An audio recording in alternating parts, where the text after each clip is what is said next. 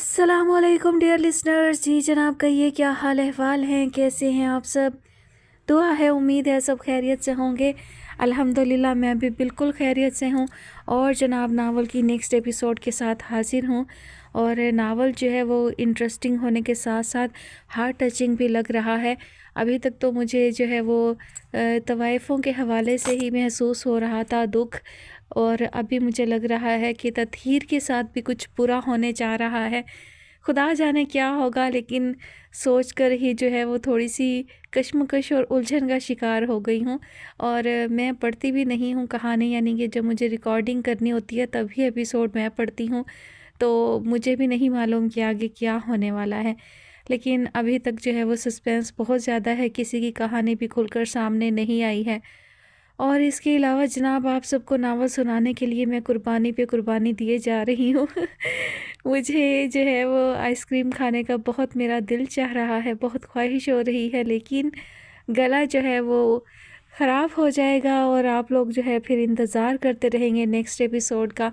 तो इस वजह से मैंने जो है वो फ़िलहाल ब्रेक ली हुई है। और मौसम बहुत ज़बरदस्त है, मेरा फेवरेट मौसम है। धुंध पड़ती है, शदीद सर्दी हो गई है, और ऐसे में आइसक्रीम खाने को मेरा इतना दिल ललचाता है कि बस क्या ही कहूँ।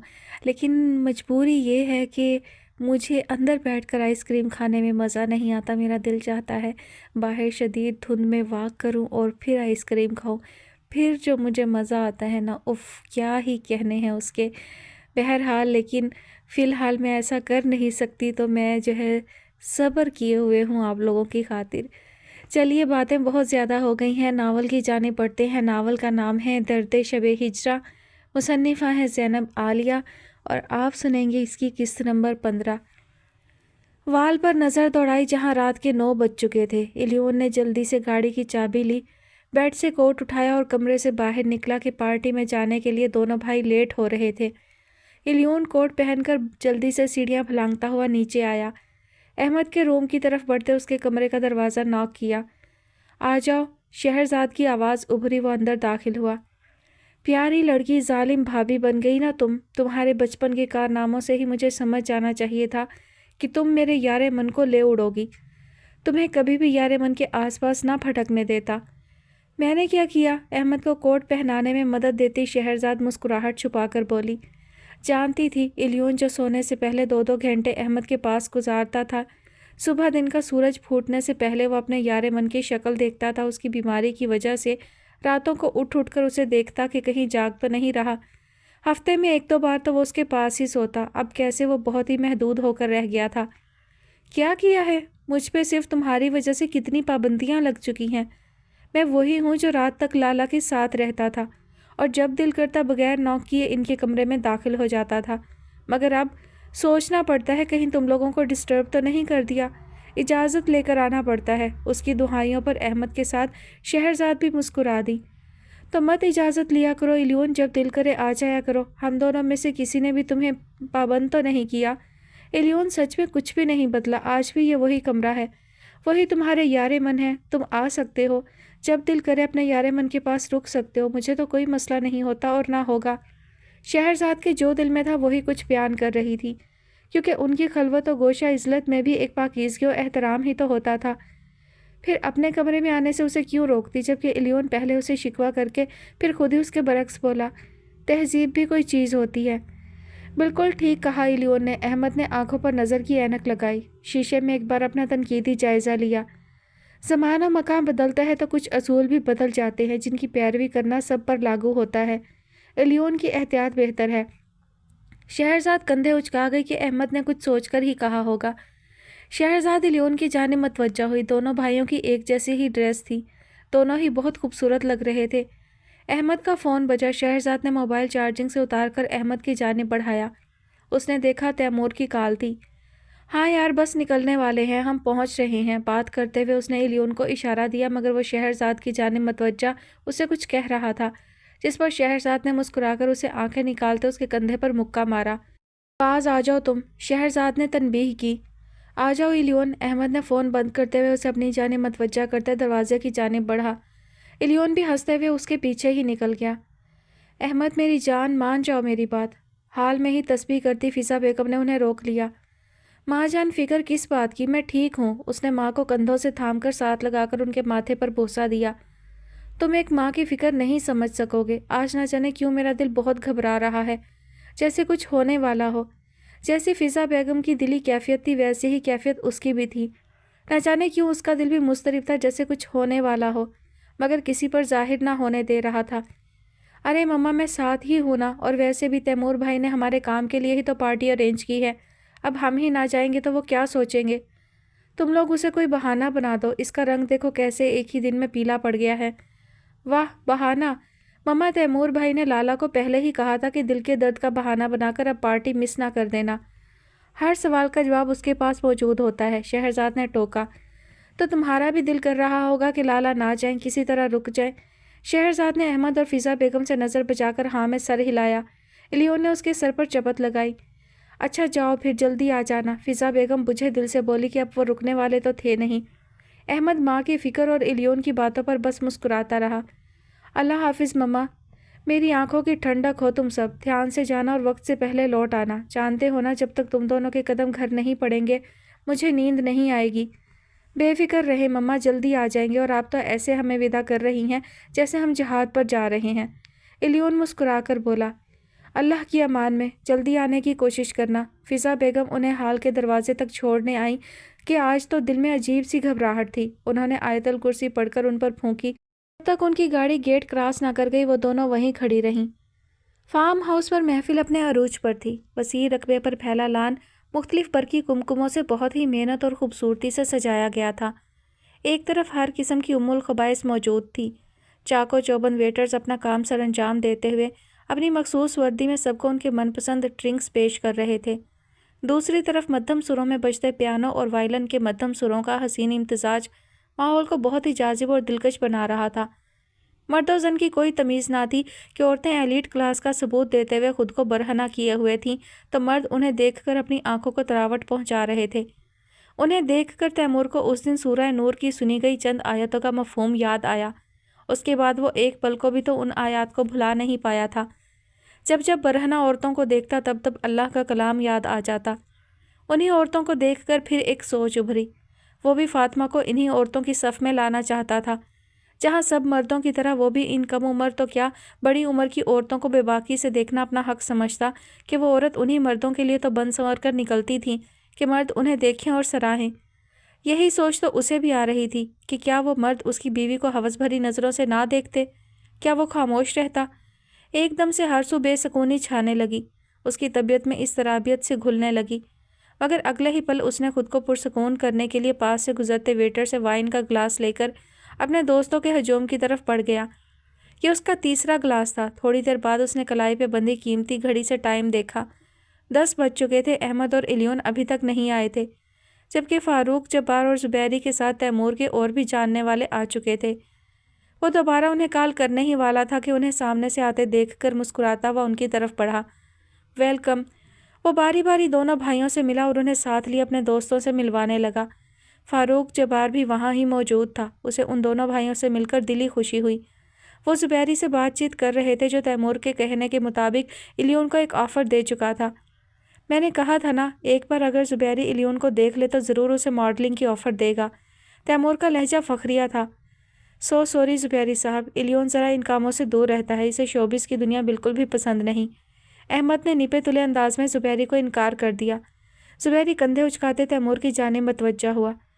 ये दोनों लड़कियां मुझे कुछ खास पसंद नहीं आई। तैमूर, तुम गालबन किसी खास और नए चेहरे से भी मिलवाने वाले थे। हाँ, वो थोड़ी देर तक आ जाती है, बस थोड़ा सा वेट करो। लाला, मैं ज़रा फारूक जब्बार के पास जा रहा हूँ। इलियोन को उनकी गुफ्तगू में कोई इंटरेस्ट नहीं था, इसीलिए वो मंजर से हटकर फारूक जब्बार की जानिब बढ़ा, जो उसकी तरह शायद बोर ही हो रहा था। इलियोन को देखकर फारूक मुस्कुरा दिया और वो दोनों बातें करने लगे। अहमद, जुबैरी और तैमूर तीनों बातें कर रहे थे कि तैमूर का मोबाइल फ़ोन बज़र किया। उसने कॉल देखी, फिर उन्हें एक्सक्यूज़ करते हुए आगे बढ़ा। फार्म हाउस के अंदर से ही आते वजूद को देखा, जो उसी की तरफ आ रहा था। तैमूर मुस्कुरा दिया और उसको बाजू के हल्के में लिए उनकी जानिब चला आया। उसने गला खंगार कर जुबैरी और अहमद को मतवज्जा किया। वो दोनों पलटे। जुबैरी ने आईब्रो की जुम्बिश से तैमूर के बाजू के हल्के में खड़े निस्वानी वजूद को पहली नज़र में ही देखकर दिल में सराहा। وہ جو بھی تھی ہر لحاظ سے کمال کی تھی۔ وہ شش و پنج میں بھی تھا، شاید یہی تھی جس سے تیمور اسے ملوانا چاہتا تھا۔ زبیری نے اسے جاندار مسکراہٹ سے ہیلو کہا، جبکہ زبیری کے ساتھ کھڑے احمد کا وجود تو بے جان مجسمے کی مانند ساکت ہو چکا تھا، جیسے اس میں جان باقی نہ ہو۔ اس کی مسکراہٹ تھم چکی تھی، چہرہ دھواں دھواں ہوا، فراق زدہ دل سکڑ کر ایک بار پوری شدت سے پھیلا کہ جسم میں گردش کرتا خون دماغ میں ٹھوکریں مارنے لگا۔ دل پسلیاں توڑ کر باہر آنے کو بے تاب ہونے لگا۔ اسے لگا وقت کی گھڑیاں تھم سی گئی ہوں، فضا گرد و غبار سے اٹھنے لگی ہو اور وہ آندھیوں کی زد پر کھڑا ہے جو اسے اپنے ساتھ لے اڑیں گی۔ سامنے کھڑے نسوانی وجود نے جیسے زمین اس کے قدموں تلے سے کھینچ لی ہو اور اسے اوندھے منہ زمین پر پٹک دیا ہو۔ احمد نے اسے وہم سمجھ کر جھٹکنا چاہا، مگر وہ وہم نہیں، حقیقی مجسم کی صورت اس کے سامنے موجود تھی۔ احمد کے ماتھے پر بے یقینی کے ننھے ننھے قطرے ٹمٹمانے لگے۔ اسے یوں لگ رہا تھا جیسے اس پر آسمان ٹوٹ کر گرا ہو یا برف کا تودا اس پر گر کر اسے ڈھیر کر گیا ہو کہ وہ کبھی بھی اٹھ نہ پائے۔ کس موڑ پر سامنا ہوا تھا؟ نسوانی وجود کا مسکراتا چہرہ بھی تاریک ہو چکا تھا۔ اس کے میک اپ سے لتھڑے چہرے پر کرب کی لہریں اٹھی۔ وہ بھی بے یقینی کی حد پر کھڑی تھی۔ کچھ ماہ پہلے اسلام آباد کے شاپنگ سینٹر میں اس کو دیکھتے ہی وہ اس عکس کو اپنا وہم سمجھ کر جھٹک چکی تھی۔ دل کی صداؤں پر بھی اس نے کان نہ دھرے تھے، مگر آج اندازہ ہوا کہ وہ تو اسے حقیقت میں دیکھ چکی تھی، وہم سمجھنے کی غلطی کر بیٹھی تھی، اور آج اس کا وہم، اس کی نادانی اس کے سامنے حقیقی شکل میں موجود تھی۔ دونوں ایسے جیسے صحرا کی تپتی ریت پر ننگے پاؤں کھڑے ہوں، اور یہ سلگتی ریت ان کے تلووں پر آبلے ڈالے اذیت ناک درد دیتے، انہیں ذہنی اور جسمانی اذیت دیے انہیں بقید حیات سے نجات دے دے گی۔ ان کے بیچ 20 سال کا وقت آیا تھا۔ بتلا کیا تھا؟ وہ قد کاٹ میں نمایاں اور بھری جسامت میں بھرپور مرد بن چکا تھا۔ آنکھوں پر نظر کا چشمہ لگائے، سر اور داڑھی کے سیاہ بالوں سے جھانکتی کہیں کہیں سفیدی اس کی بڑھتی عمر کا پتہ دے رہی تھی، جبکہ وہ ویسے ہی خد و خال لیے مزید حسین، مگر اپنے لباس سے بے باک ہونے کے ساتھ ساتھ ننگو ناموس سے آری بے حمیت اور ایک کہنہ مشق عورت معلوم ہو رہی تھی۔ زبیری، آئی ہوپ تمہاری چوائس پر پوری اترے گی۔ اوہ، تو یہ وہی ہیں، جان کر اچھا لگا۔ میں ششو پنج میں تھا کہ شاید یہ وہ نہ ہو جسے تم مجھ سے ملوانے والے تھے۔ آنیسٹلی میں سوچ رہا تھا اگر تمہاری دکھائی گئی لڑکی مجھے پسند نہ آئی تو انہیں آفر کروں گا، مگر یہ جان کر بہت ہی اچھا لگا کہ یہ وہی ہیں جن کا تم نے ذکر کیا تھا۔ زبیری، تمہیں تھوڑا کمپرومائز کرنا پڑے گا، یہ اس کام میں بالکل کوری ہے۔ تیمور نے اس نسوانے وجود کو دیکھ کر کہا جو سانس روک کے ساکن کھڑی سامنے کھڑے مرد کو دیکھ رہی تھی۔ دونوں ہی ارد گرد سے لاپرواہ بغیر پلکیں جھپکے حزن و ملال میں ڈوبی نظروں سے ایک دوسرے کو دیکھے جا رہے تھے۔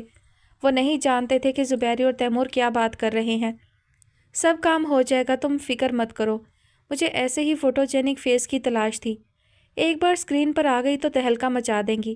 زبیری خلوص دل سے بول رہا تھا۔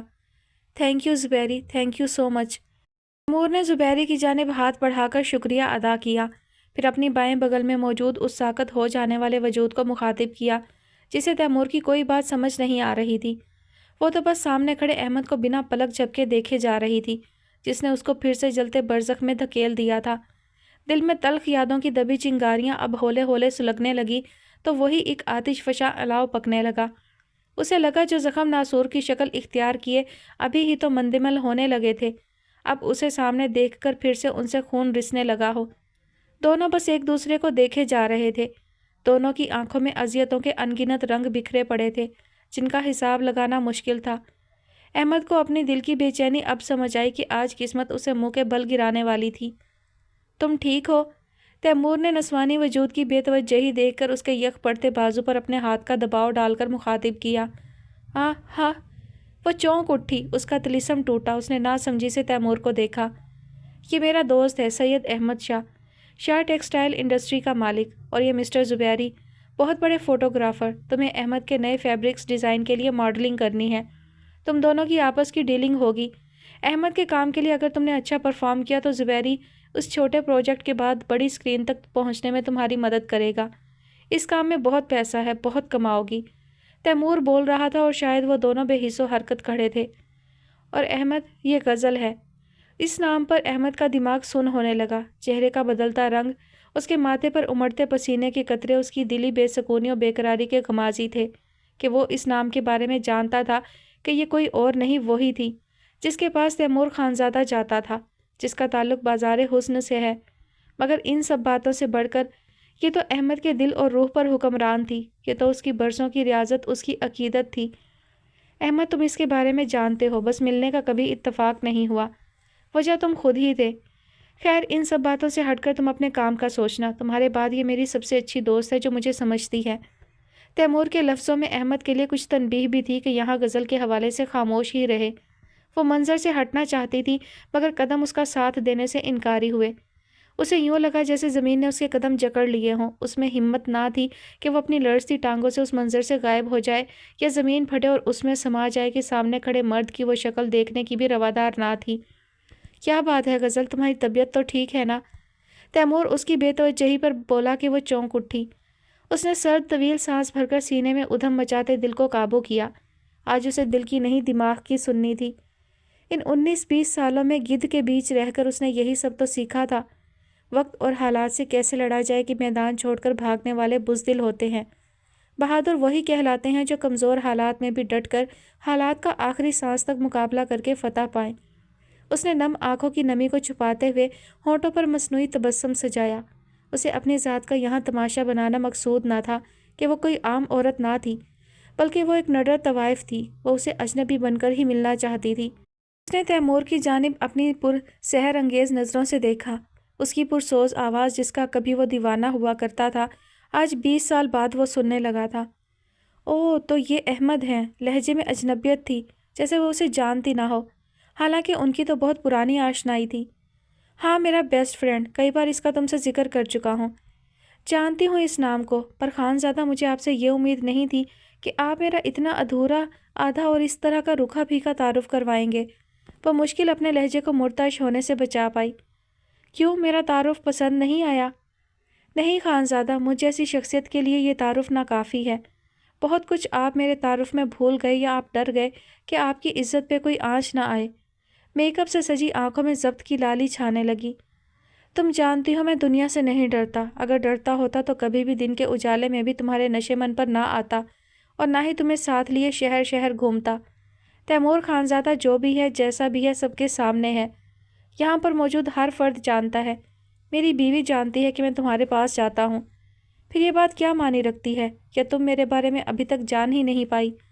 تیمور نے عام سے سرسری سے انداز میں بات کی، جیسے بہت ہی معمولی بات ہو، حالانکہ وہ یہ بات اچھے سے جانتا تھا کہ جو اس کے منہ پر اس کے ہوتے تھے وہی اس کی پیٹھ پیچھے اس کو گالیاں دیتے، برا بھلا کہتے، چاہے وہ خود کچھ بھی کرتے پھرے۔ اسی لیے تو اسے کسی کی بھی پرواہ نہیں ہوتی تھی۔ وہ جتنی اندر سے ٹوٹ پھوٹ اور انتشار کا شکار ہوئی تھی، اتنا ہی خود پر قابو پانے کی تگ و دو میں تھی۔ تیمور کی بات کی تائید کیے بغیر وہ سامنے کھڑے مرد کی طرف متوجہ ہوئی، جو ساکت نظریں لیے اسے ہی دیکھ رہا تھا۔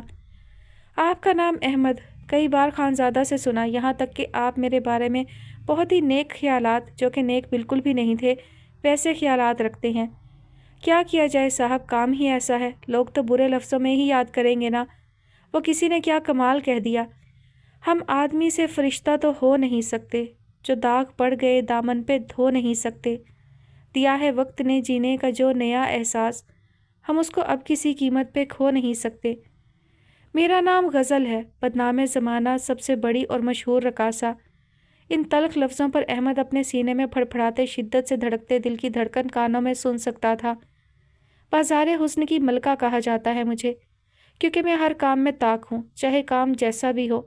اسی بنا پر کئی سارے القابات سے مجھے نوازا گیا، جیسے کہ داشتہ، کنجری، رنڈی، رکھیل، طوائف، نچنیا، کعبہ و کنچنی عورت، ویشیا اور ایک بیسوا۔ آخری لفظ پر غزل کی آواز مرتعش ہوئی تو آنکھوں کی نمی گہری ہونے لگی، جبکہ تیمور اس کے تعارف پر بھونچکا رہ گیا۔ اسے کب امید تھی کہ وہ اتنا کڑوا سچ سب کے سامنے بول دے گی؟ تیمور جانتا تھا وہ ایسے کڑوے سچ تبھی بولتی جب اندر سے اذیت کا شکار ہوتی۔ وہ نہیں جانتا تھا کہ کس بات پر وہ اذیت میں مبتلا ہوئی۔ احمد کی رنگت مزید متغیر ہوئی، اس کے چہرے پر ایک رنگ آ رہا تھا تو دوسرا جا رہا تھا۔ اس کی پتھریلی رہ جانے والی ساکت آنکھیں بے پناہ اذیت کا شکار معلوم ہو رہی تھیں۔ اسے اپنے دماغ کی نسیں پھٹتی ہوئی معلوم ہوئی۔ وہ اسی پر نظریں گاڑے دوبارہ گویا ہوئی۔ وہ جتنا مرضی خود پر قابو پاتی، مگر احمد محسوس کر سکتا تھا اس کی آواز میں در آنے والی ہلکی سی کپکپاہٹ، اس کے سخت جملے اس کے اندر مچے طوفان پر قابو پانے کی ناکام کوشش کو ظاہر کر رہے ہیں۔ سب سے اہم بات جو میرے تعارف کا حصہ ہے، आपकी بیسٹ فرینڈ تیمور خانزادہ کی منظور نظر۔ بات کے اختتام پر ہی اس نے تیمور کے بازو سے سر ٹکا دیا کہ اب آنکھیں بہنے کو بے قابو ہونے لگی تھی۔ قسمت نے کیسی چال چلی تھی، کس دوراہے پر لا پٹخا تھا۔ وہ نہیں جانتی تھی کہ اس کے لفظ سامنے کھڑے وجود پر کیا قیامت ڈھا رہے ہیں، مگر وہ تو خود اندر سے جل رہی تھی، تو کیسے نہ سامنے والے کو اپنے ساتھ برزخ میں جلنے کے لیے گھسیٹتی۔ الیون جو انہیں کب سے نظروں کے حصار میں رکھے ہوئے تھا، احمد کی بدلتی حالت اسے فکرمند کرنے لگی۔ وہ فاروق سے ایکسکیوز کرتے ان کی طرف بڑھنے لگا کہ رستے میں ہی ویٹر سے ہونے والے ٹکراؤ سے ڈرنک اس کے گرے کوٹ اور وائٹ شرٹ کو داغدار کر گئی۔ سو سوری سر، ویٹر نے جھٹ سے معذرت کی۔ اس کے چہرے پر ایک خوف امڈا کہ شاید پوری پارٹی میں ابھی اس کی عزت اترے گی، کہ بڑی پارٹیز میں یہی سب تو ہوتا تھا۔ اٹس اوکے یار، بی ریلیکس۔ الیون مدھم سے مسکراہٹ لیے اس کے کندھے پر تسلی بھری تھپکی دے کر بولا اور فارم ہاؤس کے اندر شرٹ صاف کرنے چلا گیا کہ احمد سے بعد میں بات کرتا ہے۔ وہ چاروں خاموش کھڑے تھے۔ 1 منٹ بعد ہی غزل کی آواز نے اس خاموشی کو توڑا تھا۔ اس کا سامنا ہونے پر اس کی ہمت جواب دینے لگی۔ اپنے کھوئے رشتے یاد آئے، کیسی وہ آگ سینے میں سلگا گیا کہ وہ خود سے فرار کے رستے تلاشنے لگی۔ خانزادہ میں ابھی آئی، ایکسکیوز می۔ احمد جاتے ہوئے غزل کو دیکھتا رہ گیا، جس کی کمر بے پردہ تھی، وہ بہت بدل چکی تھی۔ جس کی چادر کبھی سر سے نہ ڈھلکی تھی، آج وہ باریک سی سیاہ ساڑی میں اپنے جسم کو اریاں کیے ہوئے اپنی نمائش کروا رہی تھی۔ کیا اس کے ایک جھوٹ نے اسے تباہی کے دہانے پر لا چھوڑا تھا؟ اگر ایسا تھا تو وہ خود کو کبھی معاف نہیں کرنے والا تھا۔ احمد کہاں کھو گیا؟ تیمور نے اس کا کندھا ہلا کر متوجہ کیا۔ ہاں، اگر غزل پسند نہیں آئی تو نو پرابلم، تم ریجیکٹ کر سکتے ہو کیونکہ کام تمہارا ہے۔ زبیری کوئی اور لڑکی دیکھ لے گا، یا میں نے پہلے بھی بتایا تھا سوہا خان بھی ہے، جیسے تجھے مناسب لگے۔ غزل تو ویسے بھی زبیری کو پسند آئی، یہ اس کو کوئی اور کام دلوا دے گا۔ ہاں نہیں، میں آتا ہوں۔ ساری بات تیمور پر ڈالے وہ تیز قدموں سے بھیڑ چیرتا ہوا اس کے پیچھے ہی تھا، جیسے پھر سے کہیں کھو جائے گی، اور اگر اب وہ کھو گئی تو زندہ وہ بھی نہیں رہے گا۔ الیون دروازہ کھول کر وسیع ہال میں داخل ہوا جہاں کوئی ذی روح نہ تھا۔ اپنے اندازے سے ہی وہ ایک کمرے میں گھس گیا۔ کوٹ اتار کر اس نے بیڈ پر رکھا اور شرٹ کو دیکھا جہاں ایک بدنما دھبا پڑ چکا تھا۔ وہ سیدھا واش روم میں چلا گیا، اپنی شرٹ اتار کر اس دھبے کو ہٹانے کی کوشش کر رہا تھا کہ ایک دم سے اسے کمرے سے اٹھتے شور کی آواز سنائی دی۔ واش روم کا دروازہ کھلا ہونے کی وجہ سے وہ واضح طور پر یہ آواز سن سکتا تھا۔ وہ یوں ہی شرٹ ہاتھ میں پکڑے باہر نکلنے لگا کہ اس کے قدم بیچ راہ میں ہی تھم گئے۔ یہ آواز تو اس کے یار من کی تھی، جن کے لہجے میں التجائیں، بے بسی اور لاچارگی کا سمندر ٹھاٹھے مار رہا تھا۔ ایک بار، صرف ایک بار میری بات سن لیں۔ مجھے کچھ نہیں سننا، جاؤ یہاں سے، میری نظروں سے دور چلے جاؤ، میں نہیں جانتی کہ تم کون ہو۔ مرتعش نسوانی آواز ابھری۔ الیون نے نامحسوس طریقے سے ہلکا سا واش روم کا دروازہ بھیڑا اور دروازے کی جھری سے کمرے کے وسط میں کھڑے ان دونوں کو بآسانی دیکھنے کے ساتھ سن بھی سکتا تھا، مگر احمد کا چہرہ تو وہ بآسانی دیکھ سکتا تھا، جبکہ اس عورت کی اریاں کمر دیکھ کر اسے یاد آیا یہ تو تیمور کے ساتھ کھڑی تھی، جس پر مردوں کے بولے جانے والے گھٹیا جملوں کے ساتھ آہیں بھرنا الیون کی خود جب اس پر نظر پڑی تھی تو کیسے ایک پل ضائع کیے وہ نظروں کو گناہ گار ہونے سے بچا چکا تھا۔ وہ شش و پنج میں پڑا تھا کہ یہ کون ہے اور لالا کیوں اس سے بات کرنے پر بضد ہیں۔ ساری عمر میں اپنے ضمیر کی مار کھا کھا کر تھک چکا ہوں، ایک بار میری التجائیں سن لیں۔ اب کہ ایسا نہ ہوا تو میرا دل پھٹ جائے گا۔ تمہارا دل تب کیوں نہ پھٹا جب تم میری عزت کے ساتھ کھیلے تھے، مجھے رسوا کیا، میری بددعاؤں پر تم پر کوئی قہر کیوں نہیں ٹوٹا؟ آج 20 سال بعد مجھے سامنے دیکھ کر تمہارا سویا ہوا ضمیر جاگ اٹھا؟ تم اپنا حال دل سنانے چلے آئے یا میری بے بسی کا تماشا دیکھنے آئے ہو؟ اگر آج بھی تماشا دیکھنا ہی مقصود ہے تو میرے کوٹھے پر آنا، کیونکہ آج میں تمہارے ہاتھوں تماشا نہیں بن سکتی۔ ابھی کے لیے میری نظروں سے دور چلے جاؤ۔ تمہیں سامنے دیکھ کر میرے دل پر لگے زخموں سے خون رسنے لگا ہے جو میرے لیے تکلیف کا باعث بن رہے ہیں۔ جاؤ، چلے جاؤ یہاں سے، خدا کا واسطہ ہے چلے جاؤ، ہمارے بیچ کوئی شناسائی نہیں رہی۔ وہ ہسٹیرک ہو گئی، آنسو پلکوں کی باڑ پھلانگنے کو بے تاب ہونے لگے۔ احمد کا سامنے آنا اسے بے بس کر رہا تھا، دل میں جاگزیں جذبہ اسے بھٹکانے لگا۔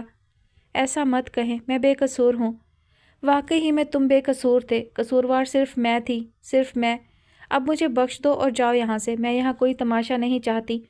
میں تمہیں اس قابل بھی نہیں سمجھتی کہ 20 سال بعد بھی تمہیں سامنے دیکھ کر ایک بار پھر سے تم سے کوئی دلیل مانگوں، تمہارا گریبان پکڑ سکوں، تم سے یہ جان سکوں کہ تم نے کیوں میرے ساتھ ایسا کیا، کیوں میرے یقین، میرے ایمان، میرے بھروسے کو توڑا۔ یہ سب جاننا آپ کا حق ہے۔ میرا گریبان پکڑے، مجھ سے دلیلیں مانگے، مجھ سے ایک بار پوچھے میں نے ایسا کیوں کیا۔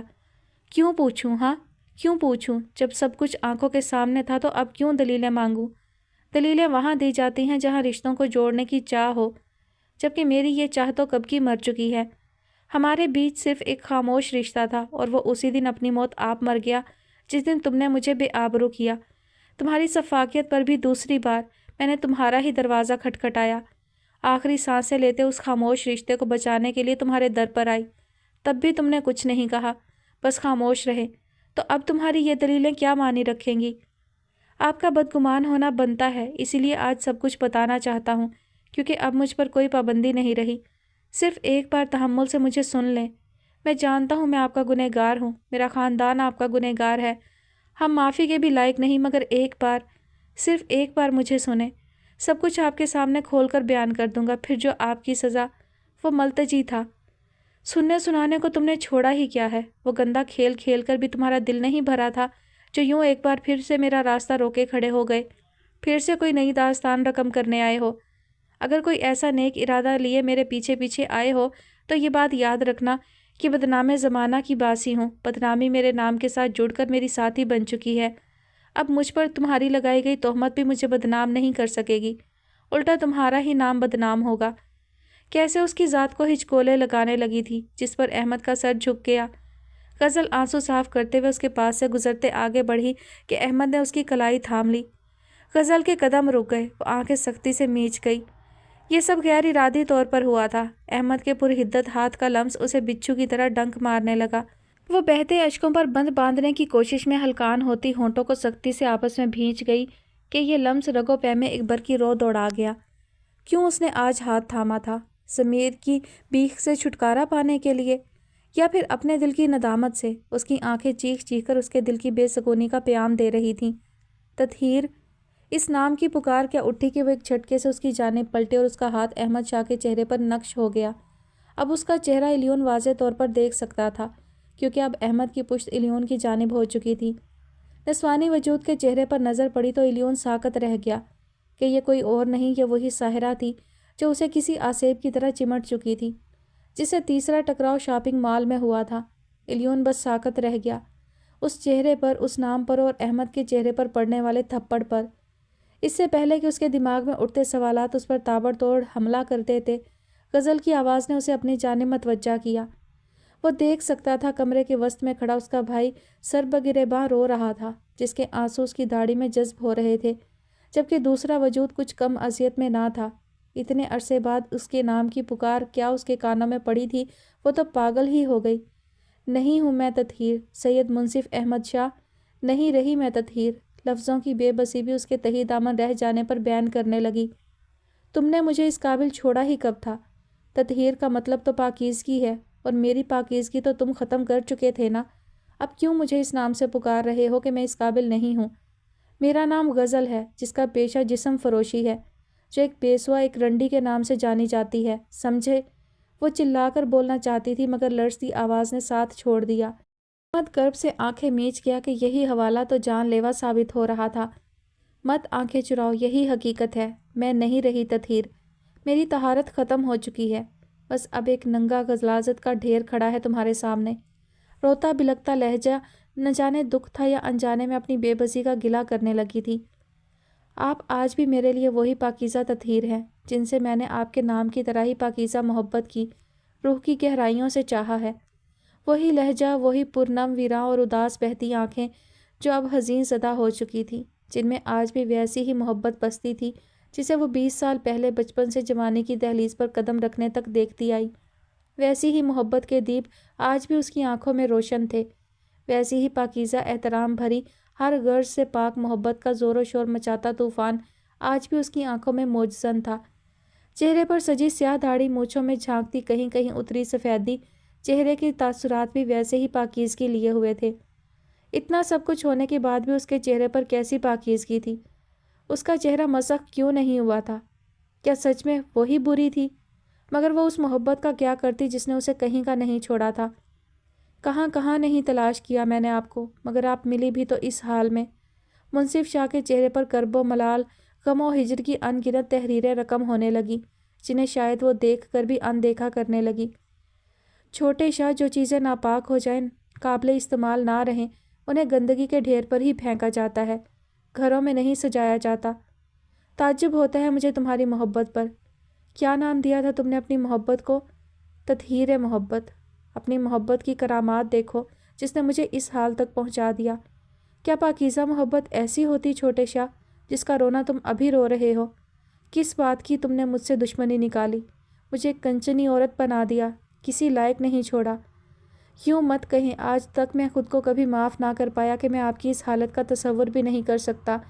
تو میرا سانس سینے میں اٹکانے لگی ہے۔ سر جھکائے نادم و نگوسار تھا۔ وہ اپنی حالت کا نہ بھی بتاتا تب بھی اس کی بگڑتی حالت غزل پر عیاں تھی۔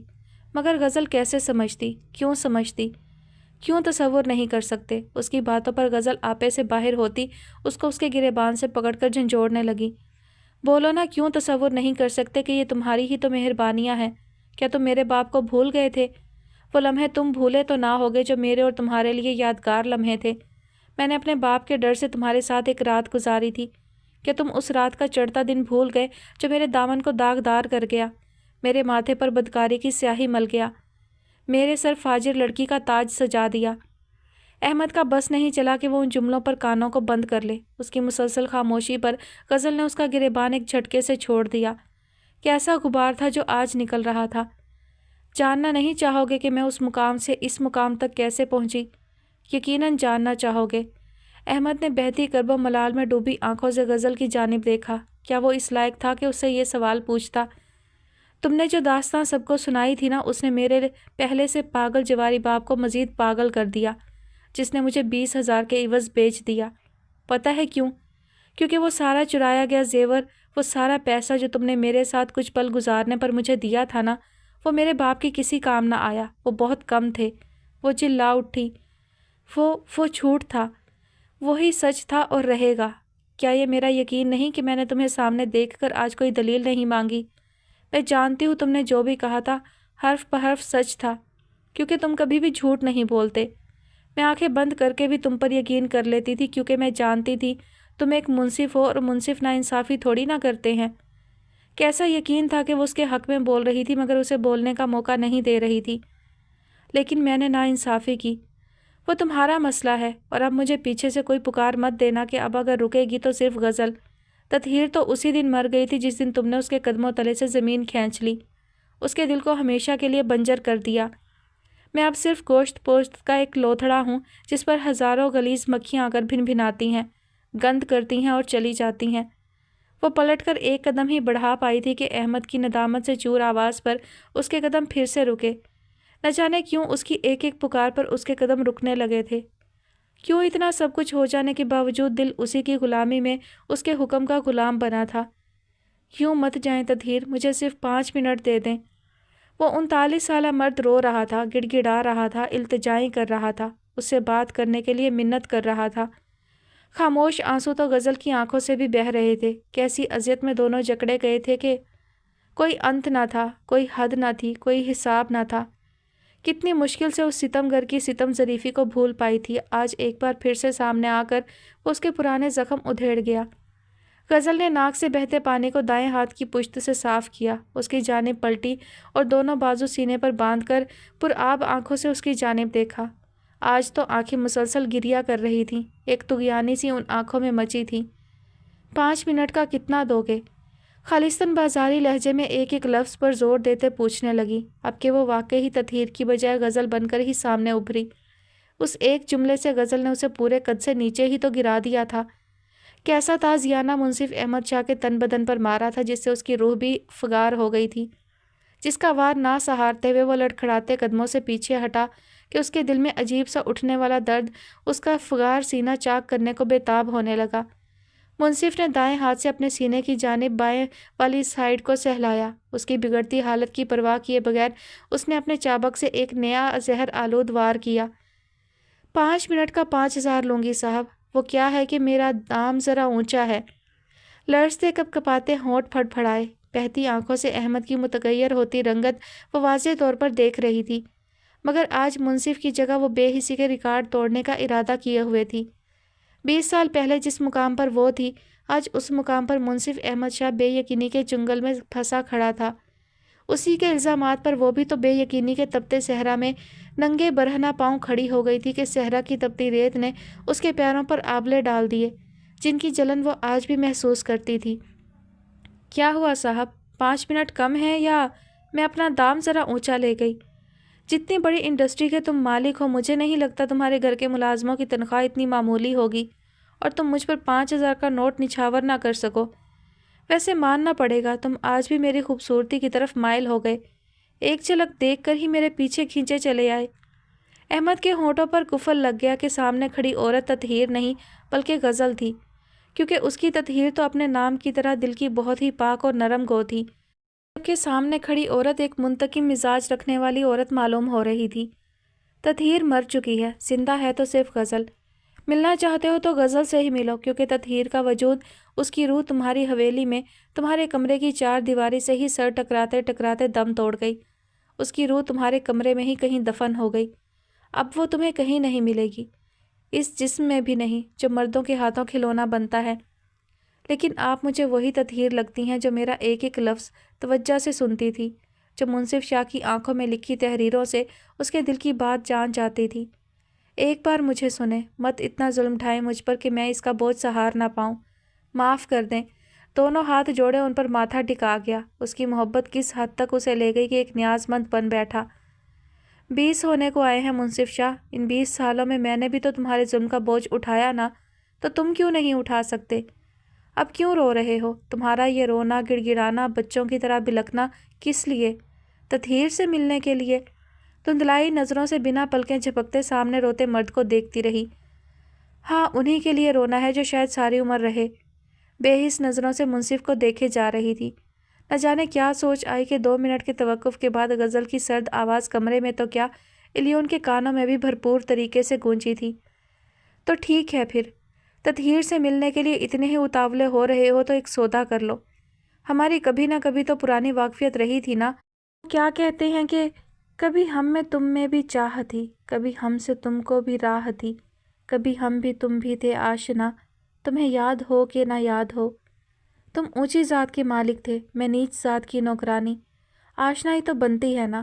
मुझे उस ताल्लुक़ को ज़िंदा करना चाहिए। गज़ल की आवाज़ एक पल को लर्ज़ गई, गले में आंसू का फंदा सा लगने लगा। कितने पल खामोशी की नज़र हुए। तुम पुरानी वाकफियत पर ही ताल्लुक़ रखने पर बज़िद हो तो ऐसा ही कर लेते हैं। पुरानी वाकफियत पर ही कोई नया ताल्लुक़ बहाल कर लेते हैं, क्योंकि आज भी तुम मेरी एक झलक देखकर मेरी तरफ माइल हो चुके हो। तुम आज भी मेरे साथ एक रात गुजारने के लिए बेचैन होने लगे हो ना? उसकी बात पर अहमद ने नफ़ी में सर हिलाया। बहुत कुछ कहना चाहता था, मगर ज़ुबान कब साथ दे रही थी। वो उसे जानबूझकर अज़ियत में मुब्तला करने लगी। तुम्हें सिर्फ ततहीर से ही मिलना है ना? तो चलो, सिर्फ तुम्हारे लिए, तुम्हारी खुशी के लिए। आज 1 अक्टूबर है। इसी माह की 20 को बाज़ार हुस्न के महल सराय में एक मंडी लगेगी, वो बड़े पैमाने पर। समझ जाओ, सिर्फ बोली लगेगी, वो भी ततहीर की। वैसी ही बोली जैसे उसके शोहर ने उसे छोड़ने के बाद लगाई। इस बार वो खुद अपनी बोली लगवाएगी। अगर दिल किया तो आकर ख़रीद लेना, लेकिन याद रखना, दाम खालिस्तन ततहीर की मर्ज़ी का होगा। फिर चाहे 5 मिनट के लिए ख़रीद लेना या 5 दिनों के लिए। ख़रीद लिया तो वो तुम्हारी रहेगी और खूब तुम्हें बहकाएगी, इतना कि शैतान भी अपने नाम और अपने काम पर खुद ही शर्मसार हो जाए। बेहिसी में लिपटे एक एक लफ्ज़ से चिंगारियाँ फूट रही थीं। लाख ज़ब्त करने की कोशिश की, मगर आंसू आज अपनी मनमानी करने के ठान चुके थे। दोनों की आंखों से एक ना रुकने वाला सैलाब बह निकला। मुझे अपने ज़ब्त पे नाज था, सरे बज़्म रात ये क्या हुआ, मेरी आँख कैसे छलक पड़ी, मुझे रंज है कि बुरा हुआ। ततहीर के बांधे गए लाखों बंद तोड़कर आंसू फिर से उसके मेकअप सता गालों पर बहते बेस की तह पर लकीरें खींच गए, जैसे सांप गीली ज़मीन पर रेंगता अपने निशान छोड़ जाए। मुंसिफ अहमद साकत था। वो कैसे इंकशाफात कर रही थी। वो तो यही समझा था कि वो दुनिया की भीड़ में कहीं खो गई है, मगर नहीं जानता था कि वो तो इंसानी भेड़ियों में फंसकर उनका शिकार बन चुकी है। मगर कैसे वो ततहीर से गज़ल बन गई। उसकी बातों पर मुंसिफ अपने धड़कते दिल की धड़कन अपने कानों में वाज़े तौर पर सुन सकता था। एक बात का ख़ास ख्याल रखना छोटे शाह, पैसा खूब लाना, क्योंकि तुमने ही कहा था कि पैसे के लिए मैंने तुम्हें बहका दिया, है ना छोटे शाह? ऐसा ही। اسے ایک بھولا بسرا جملہ یاد آیا جو آج تک اس کے دل میں پیوست تھا، جسے آج بھی نہیں بھولی تھی، جسے یاد کر کے دل سے پھر لہو رسنے لگا تھا۔ اسے ایک ایک لفظ یاد تھا، کیسے اس کے وہ قریب بدصورت لفظ بھول جاتی جنہوں نے اسے تپتے صحرا میں لا چھوڑا تھا۔ بولو نا، خاموش کیوں ہو؟ میں پیسے کی بھوکی ہوں نا کہ حرام حلال بھول گئی، اپنی عزت کا سودا کر دیا۔ تم نے مجھ سے اپنی غرض پوری کی اور میں نے تم سے اپنی۔ جھوٹ تھا وہ سب، بہتان باندھا گیا تھا، میں وہ سب کرنے پر مجبور کر دیا گیا۔ وہ سب آزر کا رچایا ہوا کھیل تھا۔ بدگمانی کا شکار ہیں آپ، ایک بار تحمل سے میری بات تو سنیں۔ دل کے درد کو ضبط کرتے اس کا چہرہ سرخ ہو رہا تھا۔ اس نے اپنے ہاتھ تطہیر کی جانب بڑھائے جنہیں وہ ایک پل میں جھٹک چکی تھی۔ کیوں سنوں میں تمہیں؟ کیوں؟ 20 سال پہلے مجھے کسی نے سنا نہیں نا، تو میں کیوں سنوں؟ تب صرف تم بولے تھے، تمہیں سنا گیا۔ میں نے بھی صرف آخری بار تمہیں ہی تو سنا تھا۔ اب اتنی طویلیں کیوں دینے لگے ہو سید منصف احمد شاہ؟ اب تو کوئی فائدہ بھی نہیں رہا۔ نہیں چاہیے مجھے کوئی دلیل اور نہ ہی مجھے تمہیں سننا ہے۔ تمہارے کیے گئے وار نے مجھے گندگی کے ڈھیر پر گرا دیا جہاں سے میں کبھی نہیں نکل سکی، اور پھر بھی تم چاہتے ہو کہ میں تمہیں سنوں۔ اس دن میں منصف نے بولنے کی کوشش کی مگر تطہیر اسے خاموش کروا چکی تھی۔ میرے کوٹھے پر آنا، انتظار کروں گی، مگر یہ دعوت نامہ تمہیں سننے کے لیے نہیں ہے بلکہ تمہیں رجھانے کے لیے ہے۔ اب اگر تمہارا مردہ ضمیر جاگ اٹھا ہے تو میں تمہیں سن کر تمہاری اذیت کو کم نہیں کرنا چاہتی، کیونکہ میں نے تمہیں بولنے کا ایک موقع دیا تھا مگر تم خاموش رہے۔ اب کوئی فائدہ نہیں گزری باتوں کو دہرانے کا۔ جس اذیت سے میں گزری ہوں، اب میں چاہوں گی تم بھی اسی اذیت سے گزرو۔ منڈی میں آنا۔ اس کے محبت نامے پر تماچا رسید کر گئی۔ منصف شاہ کا سانس سینے میں گھٹنے لگا۔ برسوں سے ہی تو وہ اس اذیت سے گزر رہا تھا، ابھی اور کتنی اذیت باقی تھی۔ آپ ایسا نہیں کریں گی، تم مجھے روک نہیں سکتے۔ ایک بار تو مجرم کو بھی اپنے حق میں بولنے کا موقع دیا جاتا ہے، آپ تو مجھے وہ بھی نہیں دے رہی۔ ایک بار تو مجھے سنیں۔ مجھے موقع ملا تھا بولنے کا؟ نہیں، تو میں کیوں موقع دوں؟ ماہوں سال کی چال ڈھال بدلی، تم بدل گئے، میں بدل گئی، وقت گزر گیا۔ کہنے سننے کو کچھ بھی باقی نہیں بچا کیونکہ گزرا وقت لوٹ کر نہیں آئے گا۔ اس لیے مجھے یہاں اس مقام پر کھڑے ہو کر سچ جھوٹ کی تفریق نہیں کرنی۔ ایک عدالت تمہاری حویلی، تمہارے کمرے میں لگی تھی، کٹہرے میں کھڑی تھی اور منصف تم تھے۔ سب کچھ تمہارے ہاتھ میں تھا، کھیل تم نے رچایا، تماشا سب کو دکھایا، تمہارا انصاف میں نے دیکھا تھا۔ پہلی اور آخری بار جو وار تم نے میری ذات پر کیا وہ میں مر کر بھی نہیں بھول سکتی۔ تمہارے اور تمہارے خاندان کے احسانات کبھی نہیں بھلا پائی۔ تمہاری وجہ سے میرا سب کچھ تباہ ہو گیا۔ تم کسی بات کا ہرجانہ نہ بھر سکو گے، نہ مجھے میرے دل کے ٹکڑے سے ملا سکتے ہو اور نہ مجھے پہلے والی پاکیزہ تطہیر بنا سکتے ہو۔ اب کی عدالت میں اپنے مقام پر لگاؤں گی اور آج میں تمہیں خود بہکانے کا دعوت نامہ دے رہی ہوں۔ 20 اکتوبر کو آنا ضرور، بے صبری سے منتظر رہوں گی۔ مستحکم لہجے میں کہتے ہوئے پلٹ گئی۔ تطہیر میری بات سنیں، تطہیر خدا کے لیے رک جائیں۔ بے جان ہوتی ٹانگوں سے وہ اس کے پیچھے لپکا مگر اس نے منصف احمد کی آخری پکار پر کان نہ دھرا، بس اپنے آنسوؤں پر قابو پاتے ہوئے اس سے دور جا رہی تھی اور وہ اسے پکارتا رہ گیا، یہاں تک کہ ہائی ہیل کی آواز بھی آنا بند ہو گئی، مگر پھر بھی وہ اسے پکار رہا تھا اور الیون ساکت بس اپنے یار من کی بے بسی میں لپٹی پکار سنتے نم آنکھیں لیے کھڑا رہا۔ شاید وہ ابھی بھی سانس رو کے ساکت رہتا مگر اس کا سکتہ تب ٹوٹا جب احمد پورے قد سے سیدھا چکنے فرش پر گر پڑا۔ شفق اور آذر شاہ کب سے کنیز کے آنے کا انتظار کر رہے تھے، ان کا انتظار ختم ہوا۔ کنیز دبے قدموں آذر شاہ کے کمرے میں داخل ہوئی اور جہاں پہلے سے ہی شفق اور آذر شاہ موجود کسی بات پر بحث کر رہے تھے اسے آتے دیکھ کر خاموش ہو گئے۔ کی گل ہے شاہ جی؟ تجھے ایک کام کرنا ہے۔ جی تسی بس حکم کرو، ہو جائے گا کام۔ تو نے کرنا یہ ہے کہ تطہیر کو کسی طرح یہ نیند کی گولیاں دے دے۔ جی کیوں؟ کنیز نے الجھ کر آذر کو دیکھا، پھر شفق کو جو اس سے ہی مخاطب ہوئی۔ تجھے جتنا بول رہے ہیں نا اتنا ہی کر، جب سو جائے تو آذر کو بتا دینا، وہ باقی کا کام کر لے گا۔ پر جی وہ تو شاہ بی بی کے کمرے میں سوئے گی، آپ جانتے ہیں نا کہ وہ رات کو واش روم جانے کے لیے کتنی بار اٹھتی ہیں۔ کنیز کو کچھ سمجھ تو نہ آئی پر آذر کے ہاتھ میں کڑکتے نوٹ دیکھ کر اسے بس ان کے اشاروں پر چلنا تھا۔ تو اسے شاہ بی بی کے کمرے میں سونے کا کون کہہ رہا ہے؟ تو اسے ان کے کمرے میں مت جانے دینا، اسے اپنے ساتھ ہی سلا لینا، کہنا شاہ بی بی کا حکم ہے۔ پر میرے ساتھ اماں بھی ہے۔ کنیز نے بہانہ گھڑا کہ اسے تو آج رات کبیر سے فون پر بات کرنی تھی اور تطہیر کے ہوتے شاید وہ پکڑی جاتی۔ اپنی اماں کو بھی ایک آدھ نیند کی گولی دے دینا، بس منصف کو کسی طرح بھی بابا سائیں کی نظروں سے گرانا ہے، اس نکاح کو کسی طرح بھی روکنا ہے، اور اس کے علاوہ مجھے کوئی حل نظر نہیں آ رہا، آذر نے کہا۔ کنیز تو جانتی ہے نا میں اور آذر ایک دوسرے سے کتنی محبت کرتے ہیں، ہمارے لیے اتنا تو کر ہی سکتی ہے نا، شفق مصنوعی ظہیر لہجے میں بولی، مگر کنیز کو اس کی اداسی کی کیا پرواہ تھی، اسے تو سامنے کڑکتے نوٹ نظر آ رہے تھے۔ جی بی بی جی کیوں نہیں؟ پھر وہ تینوں آپس میں پلان ترتیب دے رہے تھے جب فرخندہ بیگم ان کے کمرے میں داخل ہوئیں اور ان تینوں کے رنگ فک ہوئے، مگر سنبھل گئے کہ کنیز ان کے ساتھ ہی تھی۔ فرخندہ بیگم تو پہلے ہی سارا معاملہ سمجھ چکی تھی، اس لیے ان کے ایک جملے نے ان کی ڈھارس بندھائی اور کنیز کے ذریعے سے ماجدہ بیگم کو بلوا لیا۔ سارا پلان سن کر ماجدہ بیگم ڈر سی گئی، وہ جیسی بھی ہوں اپنی بہن کے ہر برے کام میں برابر کی شریک رہی تھی، مگر نہ جانے کیوں کسی غیر کی بیٹی کا معاملہ سمجھ کر وہ تذبذب کا شکار تھی کہ ان کی اپنی بھی 2 بیٹیاں تھیں، اس لیے شاید وہ اس درد کو محسوس کر گئی جو تطہیر کو ملنے والا تھا۔ باجی یوں مت کریں، سفینہ ماسی پہلے ہی پریشان ہے، کہیں پریشانی سے مر مرا نہ جائے، اس کے 2 بچے ہیں، باپ اس لائق نہیں، کہیں انہیں بیچ کے ہی نہ کھا جائے۔ سفینہ کی بات تو ویسے بھی پوری حویلی میں گردش کر رہی تھی کہ اس کا شوہر اس کی بیٹی کو بیچنے کی بات کر رہا ہے، اس ڈر سے ماجدہ بیگم بھی کہہ رہی تھی، زیادہ ہمدردی مت دکھاؤ، اپنا سوچو، یہاں پر رہو گی تو یہ سب کچھ ہمارا ہے، اس منصف کے ساتھ شفق کو بیاہ بھی دیا تو یہ اس کے ساتھ خوش نہیں رہ پائے گی، اس کی خوشی میرے بیٹے میں ہے، اور وہ جو نئی چڑیل آئی ہے نا اس منصف کی سوتیلی ماں، دیکھا نہیں کیسے منصف سے پیار پوچھے کر رہی ہے، وہ بڑی شاطر عورت لگی ہے مجھے، منصف کا حصہ ہڑپ کرے گی۔ ارے یہ جو میرے بیٹے نے پلان بنایا ہے اس پر عمل کرو، ساری عمر تم بھی یہاں راج کرو گی اور میں بھی، دوسرا تمہاری یتیم بیٹی بھی تمہاری آنکھوں کے سامنے آباد رہے گی، تمہارے بڑھاپے کا سہارا، بس رضا شاہ اور منصف کو یہاں سے نکالنے کی سبیل نکل ہی آئی ہے تو اس پر عمل کرنے دو۔ ماجدہ بیگم ششو پنج میں پڑی ہمیشہ کی طرح بہن کی باتوں پر ایمان لے آئی۔ تطہیر کے حوالے سے ماجدہ بیگم کا دل ابھی بھی تھوڑا کشمکش میں پڑا، مگر اپنے ضمیر کو تھپک کر سلاتے ہوئے انہوں نے اپنے بارے میں سوچا اور اپنی بیٹی کے مستقبل کا سوچا۔ تو اس منصف کا منہ کیسے بند کروائے گا جانتا ہے، اگر یہ سب کچھ ہو بھی گیا تو کوئی بھی اس کی بات پر یقین نہیں کرے گا۔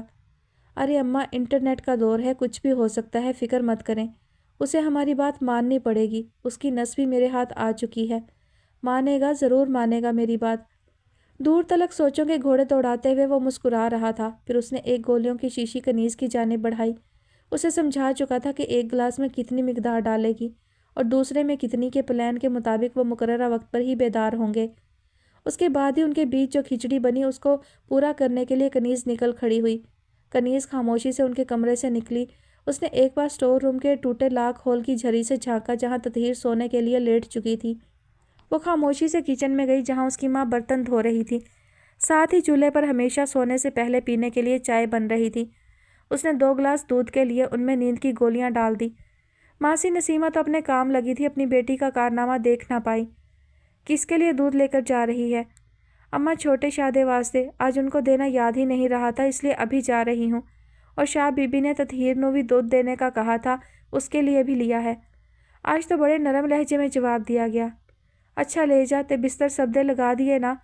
ہاں اماں لگا دیے، اور یہ تیری چائے بن گئی، کپ میں ڈال دوں؟ اس نے دودھ کے گلاس ٹرے میں رکھتے ہوئے چولہے پر ابلتی سنہری رنگ کی چائے کو دیکھ کر پوچھا۔ ہاں ڈال کر ڈھانپ دے، بعد میں پیتی ہوں۔ اس نے ماں کے کہنے پر چائے کپ میں ڈالی، ساتھ ہی بہت احتیاط سے ایک نیند کی گولی چائے میں ڈال چکی تھی۔ اس نے خالی ساس پین ماں کو دیا کہ لگے ہاتھوں وہ بھی دھو دے۔ اماں چائے کہیں ٹھنڈی نہ ہو جائے، یاد سے پی لینا۔ وہ ماں سے کہتے کچن سے جا چکی تھی، پہلے منصف کے کمرے میں اس کا گلاس پہنچایا، پھر سٹور روم کی جانب بڑھی اور سوئی ہوئی تطہیر کو اٹھا کر دودھ پلا دیا۔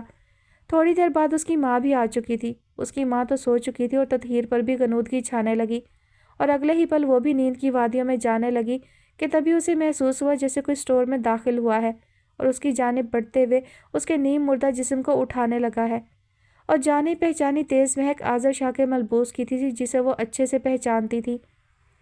حویلی میں ایک طوائف الملوکی مچ گئی، کسی کی چیخو پکار، اونچی آواز میں ہونے والے شور پر اس کی آنکھ کھلی، نظریں سیدھا چھت پر ٹکی، نیند سے بوجھل بار بار بند ہوتی آنکھیں زبردستی کھولنے کی کوشش کر رہی تھی۔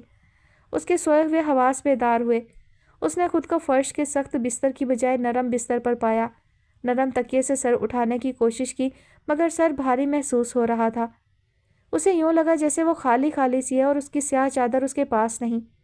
غیر ارادی طور پر اس کا ہاتھ اپنے سینے کی طرف بڑھا۔ ہمیشہ لی جانے والی سیاہ چادر اس کے گلے سے غائب تھی۔ ارے شرم آنی چاہیے اسے یہ حرکت کرتے ہوئے۔ 2 کوڑی کا نہیں چھوڑا اس نے ہمیں۔ وہ ایک جھٹکے سے اٹھ بیٹھی کہ سیاہ لمبی ریشم کی طرح نرم و ملائم زلفیں اس کے ایک جھٹکے سے بیٹھنے پر دونوں کندھوں سے آگے کو بکھر گئی۔ خوبصورت نرم کمبل سے نظریں ہٹا کر اس نے کمرے کو دیکھا۔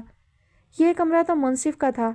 اپنے ساتھ اسے کسی دوسرے وجود کا بھی گما گزرا کہ اس نے خوفزدہ نظروں سے اپنی دائیں جانب دیکھا، جہاں اس کے نزدیک ہی منصف بیڈ گراؤنڈ سے ٹیک لگائے تھوڑے سے فاصلے پر ساکت وجود لیے بیٹھا تھا۔ تطہیر کو اپنی آنکھوں پر یقین نہ آیا۔ اس کا ہاتھ بے اختیار اپنے سینے کی جانب بڑھا۔ دل کی دھڑکن بہت تیز ہوئی اور جسم کا سارا خون جیسے اس کی کنپٹیوں سے ٹھوکریں مارنے لگا۔ آنکھوں میں بے یقینی اور ناسمجھی والے تاثرات لیے اس کا دماغ سن ہو گیا۔ سوچنے سمجھنے کی ساری صلاحیت تو جیسے ختم ہی ہو گئی ہو۔ وہ ساکت نظریں لیے منصف کو دیکھے جا رہی تھی، جو سنجیدگی لیے ہاتھ بڑھا کر اس کے کندھے سے بکھرے بالوں کو چھو کر اس کے کندھے سے پیچھے ہٹا رہا تھا۔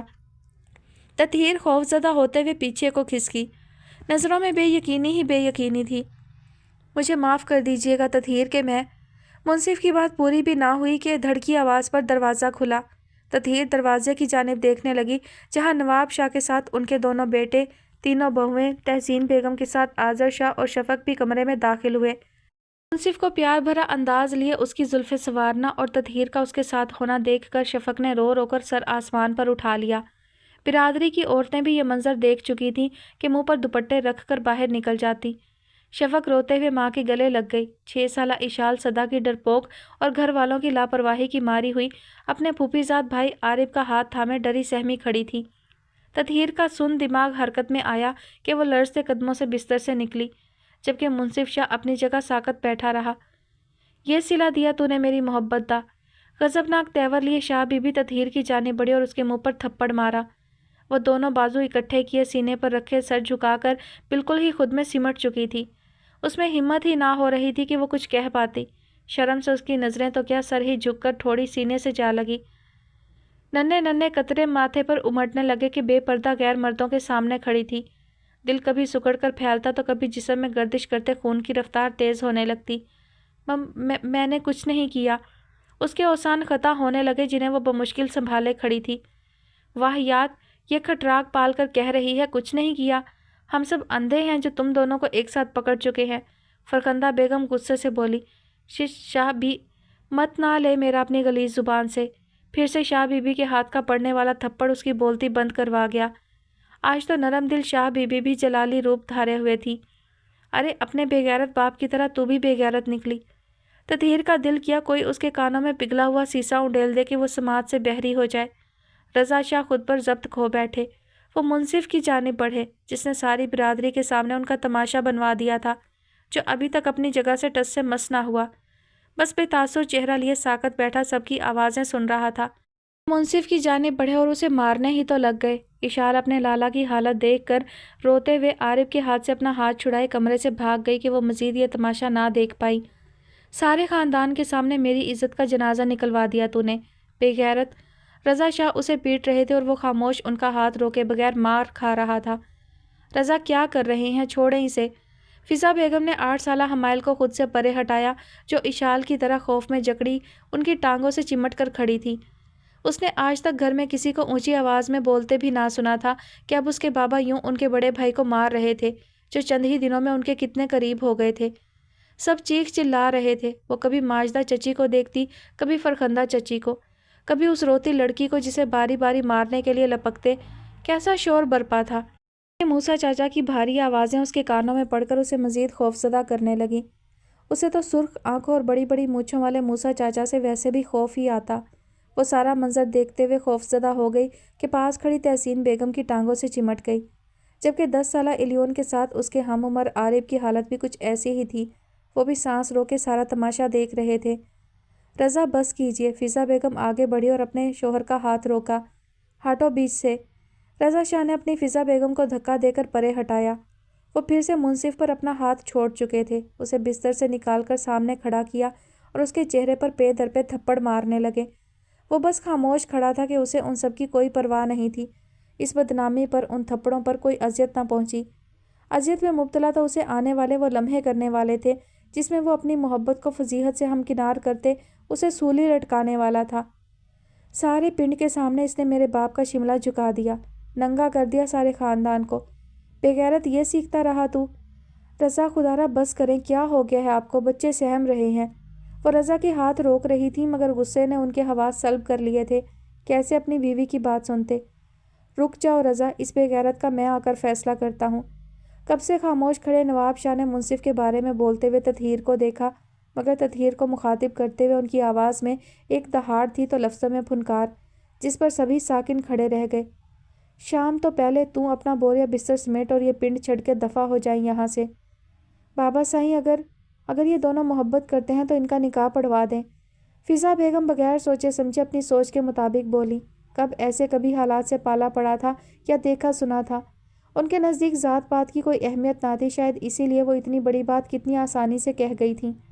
اور رضے سنبھال اپنی بیوی نو، ایک کمی کے ساتھ رشتہ جوڑنے کا کہہ رہی ہے جو ہماری جوتی کے برابر بھی نہیں۔ نواب شاہ کا لہجہ شعلہ فشاں ہوا۔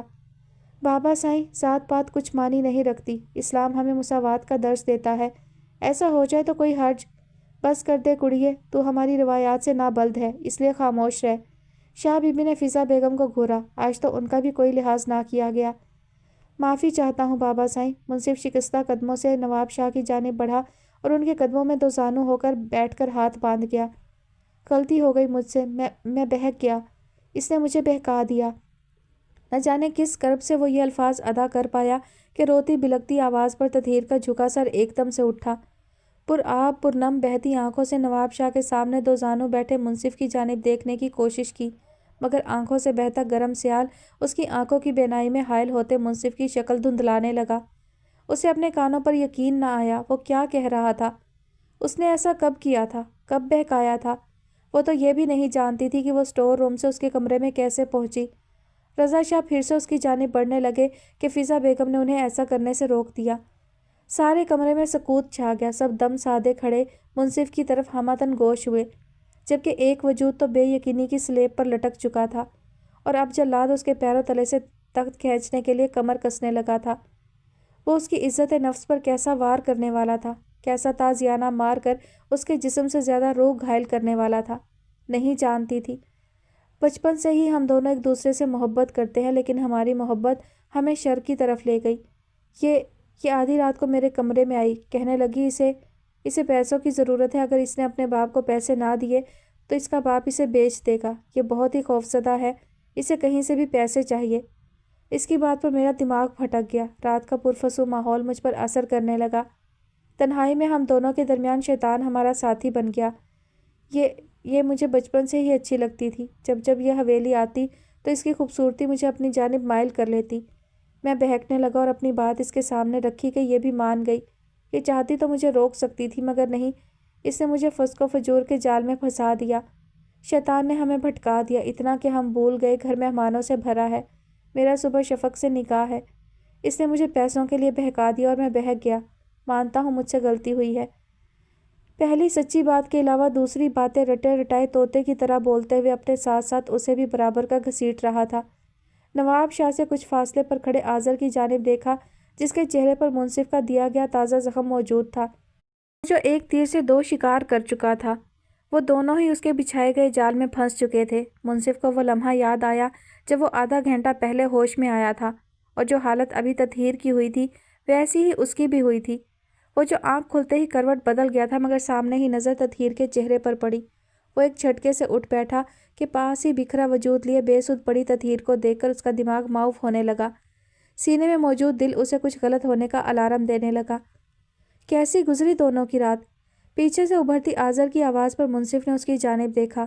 اپنے کمرے میں موجود آذر کو دیکھ کر اس کا رنگ فک ہوا، جو خباثت زدہ چہرہ لیے بیڈ سے کچھ فاصلے پر کرسی پر بیٹھا تھا۔ کیا بات ہے، نیک تو تم دونوں بہت ہو، مگر یہ کیا کرتے پھر رہے ہو؟ لالا ایسا نہیں ہے۔ لہجے کی لڑکھڑاہٹ اس کے خوف کی اور ناسمجھی کی غمازی تھی۔ وہ لرزتی ٹانگوں سے بستر سے نکلا کہ آذر بھی اپنی جگہ سے اٹھ کھڑا ہوا۔ ٹھنڈ رکھ، سب جانتا ہوں تو بے قصور ہے، یہ خود ہی تیرے پاس تیرے کمرے میں آئی۔ نہیں لالا، یہ ایسا نہیں کر سکتی، مجھے پورا یقین ہے اس پہ۔ मुंसिफ का खौफ से चेहरा सुर्ख हो चुका था। सोई हुई ततहीर की मौजूदगी पर भी वो पूरी यकीन था कि ऐसा हो ही नहीं सकता कि वो उसके कमरे में आती और उसके बिस्तर पर उसके पास होती। क्या कहने तुम्हारे यकीन के? लगता है बचपन की दोस्ती खूब गहरी हो गई है तुम दोनों में। अच्छा चल छोड़ फजूल बातों को, जो भी है। ये देख कितनी प्यारी तस्वीरें हैं ना, एकदम ओरिजिनल। आज़र के पास वक्त कम था, इसीलिए वो सीधी बात पर आते हाथ में मौजूद मोबाइल से कुछ तस्वीरें मुंसिफ को दिखाने लगा, जिन्हें देखकर मुंसिफ के कदम लड़खड़ाए। उसका सांस उखड़ने लगा। वो आज़र की चालाकी थोड़ी थोड़ी समझ रहा था, मगर ये ना जान पाया कि वो ऐसा क्यों करने लगा है। वो उखड़े सांस से झट साइड टेबल का दराज खोलकर अपना इनहेलर निकालकर मुंह से लगाने लगा कि आज़र उसके हाथ से इनहेलर झपट चुका था। ना मेरे शहजादे, इतनी भी क्या जल्दी है? मुंसिफ उसकी तरफ बढ़ा कि सांस की कमी की वजह से उसके गले की नसें फूल रही थीं। ऊंचे ऊंचे सांस लेकर अपना सांस बहाल करने की कोशिश करने लगा, जबकि आज़र बेहिसी की चादर में लिपटा उसे मजीद खौफसदा कर रहा था। तस्वीरों के साथ वीडियो भी ज़बरदस्त है। इनहेलर देता हूँ, पहले सुन। अगर जो कुछ मैं कहूँ तूने वो ना किया तो तुम सोच भी नहीं सकते मैं क्या करूँगा। खौफज़दा तासुरात लिए मुंसिफ ने सीने पर हाथ रखकर हाँ में सर हिलाया कि इसके सिवा उसके पास और कोई चारा जो नहीं था। वो बेड के पास ही फर्श पर ढह गया। उसकी आंखें बंद होने लगी कि सांस की कमी की वजह से उसकी हालत बिन आब मछली की तरह मरने के करीब होने लगी। आज़र भी उसके पास बैठा और जल्दी से इनहेलर का ढक्कन उतार कर उसके मुंह से लगाकर पंप किया। थोड़ी देर बाद मुंसिफ की सांस बहाल हुए, मगर आंखें बंद ही थीं। आज़र उसके कान के पास झुककर सरगोशी करने लगा। मुझे तुमसे बहुत से इख्तलाफात हैं, जिनमें पहले नंबर पर तुम्हारी ज़ुबान, दूसरा इख्तलाफ बाबा साईं का तुम्हारी तरफ ज़रूरत से ज़्यादा झुकाव। दोनों बातों से हटकर सबसे अहम बात, अगर बाबा साईं तुझे आने वाले वक्त में गांव की सरदारी देने का चर्चा ना करते और तुम मेरे और शफक के बीच में ना आते तो मैं तेरे साथ कभी ऐसा ना करता। कसम से, अपने दोनों बेटों को छोड़कर, सबसे बड़े पोते को छोड़कर, तुझ जैसा मरीज गांव की सरदारी संभालने के लायक लगा। वाह। हवस में मुब्तला आज़र अपनी बात कर रहा था, जबकि मुंसिफ का ध्यान तो ततहीर में अटका हुआ था।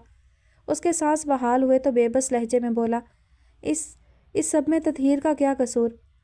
तू मेरा भाई है इसलिए बता देता हूँ। जो कुछ मैंने तुझे बोलने का कहा है ना, वो सब महसूसात मैं इसके लिए रखता हूँ। दीवाना बना दिया इसने मुझे, मगर वो क्या है कि एक कम्मे की बेटी होकर इसने मुझे इनकार कर दिया और मुझ पर यानी आज़र शाह पर हाथ उठाया। इसकी सज़ा तो इसे मिलेगी ही ना। उसके ततहीर के बारे में ख्यालात सुनकर खून खोलने लगा, मगर इस वक्त उसकी बेबसी इंतहा को छू रही थी कि ना तो वो आज़र जैसी सेहत रखते उसका मुकाबला कर सकता था और ना ही उसके बिछाए गए जाल से निकल सकता था कि दोनों तरफ से फंसना उन्होंने ही था। दूसरी बात, वो मेरा और शफक का राज पा चुकी है, इसलिए उसे ऐसे नहीं छोड़ा जा सकता। न जाने कब अपना मुंह खोल दे, कोई ख़तरा मोल नहीं ले सकता। कैसा राज? वो चौंक उठा। उसने आज़र की जानिब देखा, जिसके मकरूह चेहरे पर खबासत और कमीन की झलक रही थी। वो मकरूह मुस्कुराहट लिए हंस दिया। राज बताए थोड़ी ना जाते हैं। अगर राज बता दिया जाए तो वो राज तो ना हुआ ना। अजीब नादानी भरी बात की तुमने। यूँ मत करो, वो बेकसूर है, तबाह हो जाएगी। मैं सरदारी नहीं लूँगा, शफक से निकाह भी नहीं करूँगा। बस तुम अपना घटिया खेल यहीं ख़त्म कर दो। मैं उसे समझा दूँगा, जो भी राज है वो खामोश रहेगी। मैं ये हवेली छोड़कर कहीं दूर चला जाऊँगा। मुंसिफ तहम्मुल का मुजाहरा करते उठ खड़ा हुआ। आज़र ने भी उसकी पैरवी की। मुंसिफ को इन सब बातों से कोई गर्ज ना थी, इसीलिए तो आसानी से मान गया। उसके नज़दीक उसकी खामोश मोहब्बत ज़्यादा मानी रखती थी। उसे धन दौलत, सरदारी, शफक, किसी चीज़ से कोई लेना देना ना था। उसके चेहरे पर छाई सुर्खी उसके ज़ब्त का इम्तिहान थी कि वो सारी बात समझ चुका था। वो अब आज़र से कतन खौफज़दा ना था। बस वो चाहता था दिन चढ़ने से पहले वो ततहीर को किसी भी तरह यहाँ से महफूज तरीके से निकाल दे। चल तू उसे समझा देगा, सरदारी से भी इनकार कर देगा, मगर शफक से तेरा निकाह ये कैसे रुक सकता है? तुझे क्या लगता है तू इनकार करेगा और बाबा साईं मान जाएंगे? नहीं मेरी जान, तू जानता है ना, उनके फैसलों से कोई इनहराफ नहीं कर सकता। तू इनकार करेगा, मगर वो तेरा निकाह शफक से करवा कर ही दम लेंगे। इसीलिए तो ये शतरंज की बिसात बिछाई है। इतनी आसानी से ये बात टलेगी नहीं, इसलिए तुम दोनों को ऐसे नहीं छोड़ सकता ना। तुझे इस हवेली से हमेशा हमेशा के लिए निकलवाने के लिए, तेरा और शफक का निकाह रोकने के लिए और इस लड़की का मुंह बंद करने के लिए मुझे ये सब करना पड़ा। समझा कि नहीं? तुझे वही करना है जो मैं कह रहा हूँ, वरना तू मेरी खसलत के बारे में खूब जानता है ना कि मैं कैसा हूँ। ये वीडियो एक बार फैल गई तो ये किसी को मुंह दिखाने के काबिल नहीं रहेगी। پھر اس کے ساتھ کیا ہوگا؟ چل تو پھر بھی کینیڈا جانے والا ہے، کینیڈین کا لیبل لگا کر بچ جائے گا، مگر یہ بیچاری لڑکی اوپر سے غریب کمزاد، اس کا کیا بنے گا؟ منصف خاموش رہا، کچھ نہ بولا۔ آذر اس کے چہرے کے جانچتے تاثرات دیکھ کر دوبارہ گویا ہوا۔ تمہارے پاس کوئی راہ نہیں بچی۔ اگر تمہارا میری بات ماننے کو دل نہیں کر رہا تو مت ایسا کر۔ یہ تصویریں اور ویڈیو جب بابا سائیں کو دکھاؤں گا تو تمہاری بھی ضرورت نہ رہے گی مجھے۔ لیکن ایک بات یاد رکھنا، بعد میں تمہاری یہ تطہیر مجھ سے بچ نہیں پائے گی۔ اسے اتنا ذلیل کروں گا کہ یہ موت کی دعائیں مانگے گی۔ اور ہاں، یاد آیا، یہ حمائل ہی ہے نا؟ کتنی پیاری ہے۔ ایک دم سے آذر نے ٹریک بدلا اور ایک نئی ویڈیو اس کے سامنے کی، جہاں بیڈ پر حمائل سو رہی تھی، سفید نیٹ کی منی فراک، چھوٹی سی نکر پہنے، اس کی سفید ٹانگوں پر سرسراتا آذر شاہ کا ہاتھ کبھی اس ننھی کے گالوں کو اپنے ہاتھوں سے سہلاتا۔ منصف شاہ کا خون کھول اٹھا، اس نے آؤ دیکھا نہ تاؤ اور آذر شاہ کے چہرے پر دائیں ہاتھ کا مکہ مارا۔ اس کی تیسری انگلی میں پہنی گئی یاقوت رومانی کی انگوٹھی آذر کے گال پر ایک لکیر کھینچ گئی تھی، جس سے خون کے ننھے قطرے ابھر آئے۔ بے غیرت انسان، وہ معصوم بچی ہے، تیرے غلیظ ہاتھ اس تک گئے بھی کیسے؟ میں تیرا خون کر دوں گا۔ منصف شاہ نے اس کو گریبان سے پکڑ کر جھنجھوڑا کہ اس کے تن بدن میں آگ لگ گئی۔ تو نے ہی مجبور کیا مجھے یہ سب کرنے پر۔ اس کے مکے پر تو آذر مزید بپھر گیا، ایک جھٹکے سے اس کے ہاتھوں سے گریبان چھڑاتے جلد ہی اس پر قابو پا گیا۔ اب کے منصف کی گردن آذر شاہ کے بازوؤں میں جکڑی جا چکی تھی۔ مجھ سے الجھنے کا انجام سوچ لینا، جو کہہ رہا ہوں خاموشی سے کرو، کیونکہ تمہارے پاس کوئی راہ نہیں بچی۔ بس تطہیر اور اپنی سوتیلی بہن کو بچاؤ، ورنہ ان کو ایسی جگہ غائب کرواؤں گا کہ ساری عمر انہیں ڈھونڈتا ہی رہے گا۔ اس نے ایک جھٹکے سے منصف کو بیڈ پر دھکیلا، جو سیدھا تطہیر کے پاس جا گرا۔ وہ بے بسی سے تطہیر کے پرسکون ساکت وجود کو دیکھتا رہ گیا، جو گہری نیند کی وادیوں میں غرق ہوش و حواس سے بیگانہ تھی۔ ماجدہ بیگم کے تھپڑ پر وہ ہوش میں آیا۔ بے غیرت، کیسے نیک بنتا تھا میسنا، ابھی کیسے کہہ رہا ہے بہک گیا۔ غلطی ہو گئی۔ ارے غلطی کہاں، گناہ کیا ہے تم نے، گناہ۔ ماجدہ بیگم چلا رہی تھیں۔ وہ اس بات سے ناواقف ہی تھیں کہ ان کی بیٹی اس سے بھی بڑا گناہ کر چکی ہے، جو ان کے بھانجے کا ہی گناہ پیٹ میں لیے پھر رہی ہے۔ فرخندہ بیگم کی آواز اب پورے کمرے میں گونجی۔ اماں، آپ زیور کا کہہ رہی تھی، لاکر میں نہیں ہے۔ مجھے لگتا ہے یہ زیور اسی نے چوری کیا ہے، پوچھیں اس سے زیور کہاں ہے۔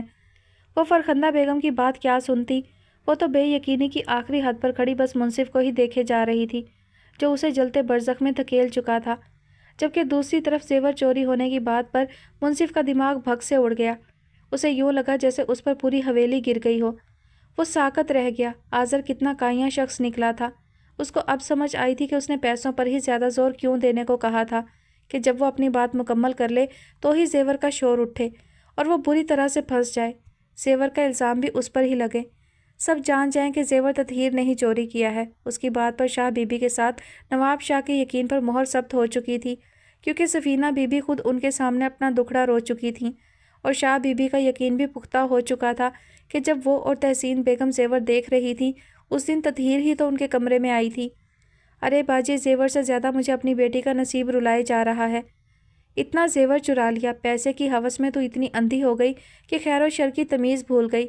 ارے گھناؤنے کام کے لیے تو نے میرے پوتے کو پھانس لیا۔ شاہ بی بی نے اس کو اس کے بالوں سے پکڑ کر جھنجھوڑا۔ تطہیر بس ساکت بہتی آنکھوں سے منصف کو دیکھ رہی تھی۔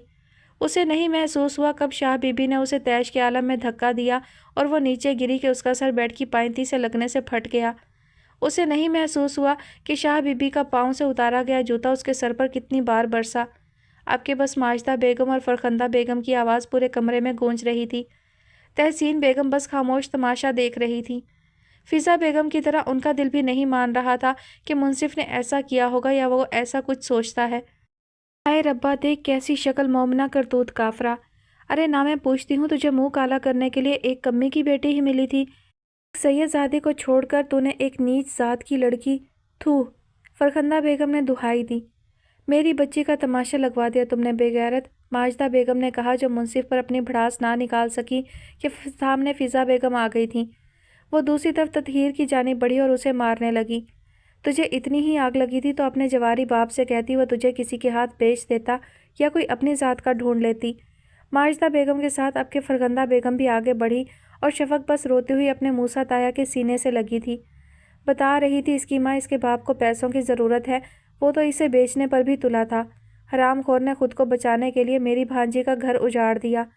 फरखंदा बेगम खामोश हुई तो अब के माजिदा बेगम बोली, अच्छा हुआ जो ये पारसा बनता था, इसके करतूत भी खुलकर सामने आ गए। बाबा साईं, अब मेरी नेक सीरत बेटी इस बद किरदार के निकाह में नहीं जाएगी। ये यतीम ज़रूर है मगर बद किरदार नहीं। माजिदा बेगम नखुवत ज़दा लहजा लिए मुंसिफ को देखकर बोली, जो वैसे ही दो जानू बैठा होंठों पर कुफल लगा चुका था। और तथीर, वो तो बस मुंसिफ के एक जुमले पर ही अटक चुकी थी। साकत थी। उसके इर्द गिर्द एक सन्नाटा सा छा गया। उसे समझ नहीं आ रही थी क्या हो रहा है। वो ऐसा कैसे उसके साथ कर सकता था? वो तो सबसे मुनफरिद था। हाँ, जो सबसे मुनफरिद होते हैं उनके काम भी सबसे मुनफरिद होते हैं।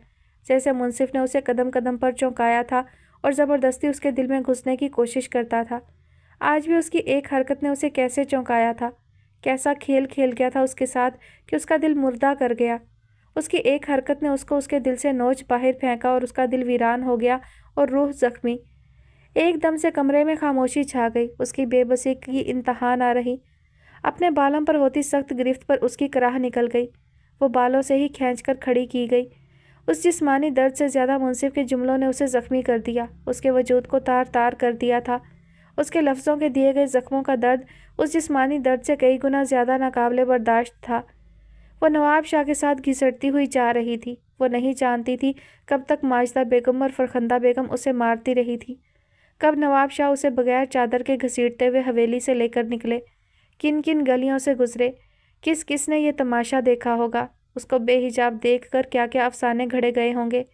कब वो अपने घर के लकड़ी के टूटे दरवाजे से अपनी दहलीज में दाखिल हुई, कब उसे उसकी माँ के कदमों में फेंका गया, कब तक उन्हें गांव छोड़ जाने का कहा गया, कब ये कहा गया कि अगर वो गांव छोड़कर ना गए तो उसके मुंह पर स्याही मलकर पूरे गांव में घुमाया जाएगा, कब उसे बरगद के पेड़ के नीचे बिठाकर उस पर रोड़े फेंके जाएंगे, कब उसकी माँ नवाब शाह के कदमों में गिरकर अपनी बेटी के नाकर्दा गुनाह की माफ़ी मांगती रही और वो आंखों से बहते गर्म स्याल से धुंधलाहट ज़दा मंजर देखने की नाकाम कोशिश कर रही थी।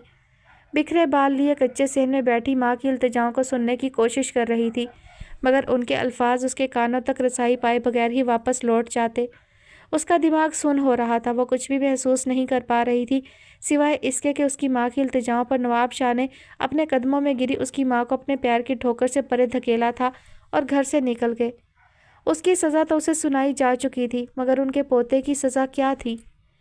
उफ़, आज की एपिसोड बहुत लंबी हो गई और जैसा मुझे लग रहा था आगाज़ में कि तदखीर के लिए मुझे बहुत बुरा फ़ील हो रहा है और आगे जाकर जो है वो साबित भी हो गया कि तदखीर के साथ कितना बड़ा जुल्म हुआ, कितना सितम टूटा उस पर। उफ़, वाकई शदीद किस्म की हार्ट टचिंग स्टोरी है। देखते हैं आगे क्या होता है। आज के लिए इतना ही काफ़ी है। बहुत लंबी एपिसोड हो गई है आज। इंशाल्लाह नेक्स्ट एपिसोड के साथ जल्द हाजिर होंगी। तब तक अपना ख्याल रखिएगा, मुझे अपनी दुआ में याद रखिएगा। अल्लाह हाफिज़।